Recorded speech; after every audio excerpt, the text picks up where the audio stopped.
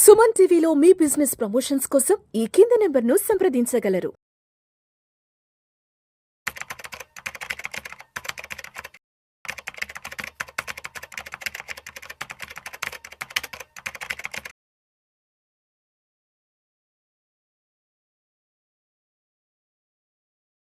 నమస్తే అండి, నేను మీ రేవంత్ చలమల. సో ఈ రోజు మార్కెట్ అనాలిసిస్ ని మనం పూర్తి చేసుకునే ప్రయత్నం చేద్దాం. సో ఈ రోజు ఫిబ్రవరి 20, 2025. సో ఈ రోజు మనకి మార్కెట్స్ కొంతవరకు కన్సాలిడేట్ అయినట్టుగానే కనిపిస్తున్నాయి. సో నిఫ్టీ అయితే కేవలం 19 పాయింట్స్ మాత్రమే కొంతవరకు డ్రాగ్ అయింది. సో వాలటాలిటీ కూడా ఈ రోజు పెద్దగా ఏం కనిపించలేదు. సో మనం గత వారం అనుకున్న అనాలిసిస్ లో కూడా గమనించినప్పుడు ఎటువంటి న్యూస్ యాక్టివిటీస్ లేవు కాబట్టి మార్కెట్ లో వాలటాలిటీ కానీ డైరెక్షన్స్ కానీ పెద్ద ఎత్తున ఉండకపోవచ్చు అని అనుకున్నాం. So as expected. సో ఈ రోజు అయితే మార్కెట్ లో ఎటువంటి వాలటాలిటీ లేకుండా కొంతవరకు న్యూట్రల్ గానే ట్రేడ్ అయింది. ఈ రోజు ఎక్కువగా ఆప్షన్ సెల్లర్స్ కి బెనిఫిట్ చేసే విధంగా మార్కెట్ అయితే టర్న్ అవుట్ అయినట్టుగా ఉంది. సో ఈ రోజు పర్టికులర్ గా మనం గమనిస్తే auto segment, metal segment, reality, so ఈ సెగ్మెంట్స్ కొన్ని బాగా పర్ఫార్మెన్స్ అయితే ఈ రోజు కనిపిస్తున్నాయి. మెటల్ సెగ్మెంట్ ఈ రోజు అవుట్ పర్ఫార్మ్ చేసింది, దాదాపుగా 1.96 అంటే నియర్ టు 2% మనకి మెటల్ సెగ్మెంట్ అయితే ఇచ్చింది. అండ్ అదేవిధంగా ఆటో సెగ్మెంట్ కూడా ఈ రోజు కొంతవరకు రిలాక్స్ అయినట్టుగా కనిపిస్తుంది. So Tesla related news escalate అయ్యే కొద్దీ కొంతవరకు మనకి మార్కెట్ లో వీక్నెస్ ఉంటదేమో ఆటోమొబైల్ సెగ్మెంట్ లో అని ఎక్స్పెక్టేషన్స్ తోటి మనకి ఆటో సెగ్మెంట్ సేల్ కూడా కొంత యాక్సలరేట్ అయింది.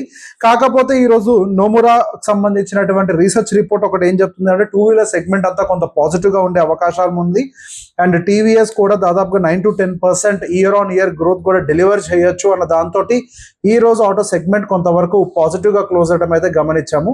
అండ్ దాంతో పాటుగా మనకి ఈ రోజు మెటల్ సెగ్మెంట్ పాజిటివ్ గానే క్లోజ్ అయింది, రియాలిటీ పాజిటివ్ గానే క్లోజ్ అయింది, అండ్ మ్యానుఫ్యాక్చరింగ్ ఇండెక్స్ పాజిటివ్ గా క్లోజ్ అయింది. అండ్ ఎనర్జీ సెగ్మెంట్ అయితే దాదాపుగా 1.83% మనకి పాజిటివ్ గా క్లోజ్ అయింది. సో ఈ రోజు పాజిటివ్ గా క్లోజ్ అయినటువంటి సెగ్మెంట్స్ కూడా కంపారిటివ్లీ బాగానే ఉన్నాయి. సో ఈ రోజు మనం గమనిస్తే బ్రాడర్ మార్కెట్ అంతా క్లోజింగ్ పాజిటివ్ గా ఉన్నప్పటికీ మనకి నిఫ్టీ కానీ సెన్సెక్స్ కానీ కొంతవరకు నెగిటివ్ గా క్లోజ్ అయింది. సో ఈ రోజు మనకి even small cap, mid cap కూడా నిన్న మనకి కొంతవరకు రికవరీ వచ్చిన తర్వాత కూడా మళ్ళీ ఆ రికవరీ ఎక్స్టెండ్ అవుతూ స్మాల్ అండ్ మిడ్ క్యాప్ పైకి వెళ్ళి క్లోజ్ అయ్యాయి అబౌవ్ 1%. కానీ ఈ రోజు మనకి నిఫ్టీలో మాత్రం కొంతవరకు సెల్లింగ్ యాక్సలరేట్ అవ్వడానికి గల కారణం సింపుల్ మనకి HDFC bank related issue. So ఒక్కసారి మనం ఇక్కడ ఈ రోజు టాప్ కాంట్రిబ్యూటర్స్ ఎవరు అనేది కూడా ఒకసారి గమనిస్తే నెగిటివ్ సైడ్ మనకి హెచ్డిఎఫ్సి బ్యాంక్ ఉంది. దాదాపుగా నిఫ్టీలో నుంచి 68 పాయింట్స్ తీసేసుకుంది. HDFC bank 68 and ICICI bank 18 points. So ఈ రెండు బ్యాంక్స్ కొంతవరకు మనకి నిఫ్టీని, సెన్సెక్స్ ని అన్నిటిని కూడా కొంతవరకు డౌన్ సైడ్ డ్రాగ్ అయితే చేశాయి. సో ఆ రెండు కనుక న్యూట్రల్ గా ఉండున్నా కానీ ఈ రోజు మంచి పాజిటివ్ ఎండింగ్ అయితే మనకి నిఫ్టీ అండ్ సెన్సెక్స్ లో అయితే కనిపించి ఉండేది. But that's fine. Maybe going further ఇవన్నీ కూడా కొంత రివైవ్ అయ్యే అవకాశాలు కూడా ఉన్నాయి. సో బేసిక్గా there is no bad things with the private banks. Maybe ఇది ఒక సెక్టార్ సైకిల్ లో భాగం కింద ఏమైనా జరుగుండొచ్చు. నేను వీడియో చేసే టైంకి అయితే ఎటువంటి న్యూస్ అప్డేట్ అయితే లేదు. సో టెక్నికల్ గా ఒకసారి నిఫ్టీకి సంబంధించిన లెవెల్స్ ఎలా ఉన్నాయి, అలానే ఓపెన్ ఇంట్రెస్ట్ డేటా కూడా ఎలా ఉంది అన్న దాన్ని కూడా ఒక్కసారి గమనించే ప్రయత్నం చేద్దాం. సో ఈ రోజు మనకి నిఫ్టీ సో మనం ఏదైతే ఒక వీక్లీ టైం ఫ్రేమ్ లో ఒక పెద్ద ఛానల్ అయితే ఫాలో అవుతున్నామో, సో మనం గమనిస్తే మనకి ఆ ఛానల్ ఎండ్ లెవెల్లోకి వచ్చి నిఫ్టీ కన్సాలిడేట్ అవుతుంది. గత జనవరి 20వ తారీఖు నుంచి ఆల్మోస్ట్ ద నియర్ బైకి వచ్చి పైకి పుల్అప్స్ వస్తున్నా కానీ మళ్ళీ డౌన్ సైడ్ సెల్ ఆఫ్ వస్తున్నప్పటికీ కింద వరకు మాత్రం సస్టైన్ అవుతుంది. సో మీరు గమనించినట్లయితే 22,800 దగ్గరికి వచ్చిన ప్రతిసారి ఈవెన్ ఇవాళ కూడా మనకు అక్కడికి రాగానే బయస్ అనే వాళ్ళు కొంతవరకు ఎంటర్ అవుతున్నారు. సో ఇక్కడ పాయింట్ ఏంటంటే బయస్ ఇంకెంతకాలం సపోర్ట్ చేయగలుగుతారు. సో అదే విధంగా మళ్ళీ పైకైనా వెళ్ళగలుగుతుందా, బయస్ యొక్క స్ట్రెంత్ మార్కెట్ లో ఎక్కువగా ఉందా అని అంటే అది కూడా కండిషన్ కనిపించట్లేదు. హయ్యర్ సైడ్ కూడా మనకి ప్రాపర్ గా పైకి తీసుకెళ్లే స్ట్రెంత్ కూడా బయస్ దగ్గరగా లేనట్టుగా అయితే క్లియర్ గా కనిపిస్తుంది. సో మనకి ఐదర్ సైడ్ బ్రేక్అవుట్ వస్తే కానీ లేదా హయ్యర్ సైడ్ కానీ లోవర్ సైడ్ కానీ బ్రేక్అవుట్ వస్తే కానీ మనం ఏ ఒక డైరెక్షన్ తీసుకునే అవకాశం అయితే లేదని అనుకోవాలి. సో యాజ్ ఆఫ్ నో మనకి 23,800 అనేది ఒక టైట్ రెసిస్టెన్స్ ఏరియాగానే కనిపిస్తుంది. దాని అబోవ్ అన్న క్లోజ్ అవ్వాలి, లేకపోతే ఈ 23,800 అండ్ బిలో కొంచెం సాలిడ్ గా క్లోజ్ అయ్యి 1 డే క్యాండిల్ కనుక నెక్స్ట్ ఫాలోఅప్ క్యాండిల్ కనుక ఫామ్ అయినట్లయితే ఇంకా డౌన్ సైడ్ పొటెన్షియల్ ఇంకొక 200-300 పాయింట్లు ఉంటుంది అని కన్ఫర్మ్ అన్న చేసుకోగలుగుతాం. ఇన్ బిట్వీన్ మార్కెట్లో అయితే కన్సాలిడేషన్ ఎక్కువగా నిఫ్టీలో అయితే కనిపిస్తుంది. సో ఇది నిఫ్టీకి సంబంధించింది. అదే ఒకసారి మనం mid and small cap segment కి సంబంధించి కూడా ఒకసారి చూసే ప్రయత్నం చేద్దాం. సో మిడ్ క్యాప్ సంబంధించి అయితే ఒక వీక్లీ ట్రెండ్ లైన్ అయితే అవుట్ రైట్ గా బ్రేక్ చేసిన తర్వాత ఒక సీరియస్ ఫాల్ అయితే ఎక్స్పీరియన్స్ అయింది.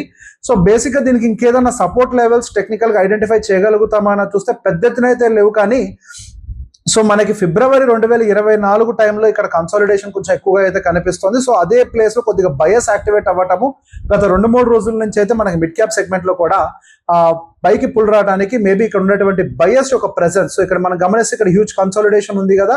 సో ఈ కన్సాలిడేషన్ ఏరియాలోనే అగైన్ మనకి సపోర్ట్ ఫామ్ అయ్యి బయస్ ఉండడం వల్ల మేబీ కొంత పైకి వెళ్ళే ప్రయత్నం చేస్తుంది. సో కొంత వెయిట్ చేసి కూడా చూడాలి మనకి ఇది కంటిన్యూ అవుతుందా లేదా అనేది.